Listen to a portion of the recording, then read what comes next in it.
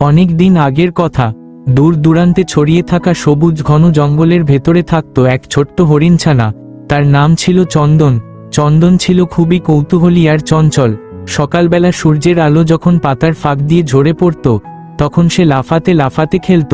জঙ্গলে ছিল অনেক প্রাণী, বানর, কাঠবিড়ালি, হাতি, বাঘ, পাখি আর খরগোশ।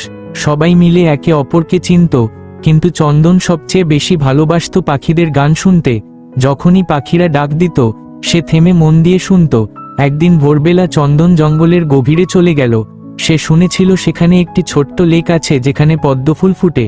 হাঁটতে হাঁটতে হঠাৎ সে দেখতে পেল লেকটা সত্যিই খুব সুন্দর। নীল আকাশের প্রতিচ্ছবি পড়েছে জলে, চারপাশে নানা রঙের ফুল, আর পাখিরা আনন্দে গান গাইছে।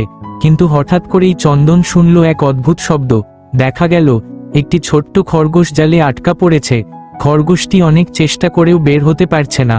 চন্দনের মন খারাপ হয়ে গেল। সে দ্রুত নিজের শিং আর পা দিয়ে জাল ছিঁড়ে দিল। খরগোশটি মুক্ত হলো এবং কৃতজ্ঞ হয়ে বলল, বন্ধু, তুমি আমাকে বাঁচালে, আমি সারা জীবন তোমার ঋণী থাকব। চন্দন হাসল আর বলল, আমরা সবাই যদি একে অপরকে সাহায্য করি, তাহলে বনটা আরো সুন্দর হবে। তারপর থেকে জঙ্গলের সব প্রাণী চন্দনকে বন্ধু হিসেবে ভালোবাসতে লাগলো।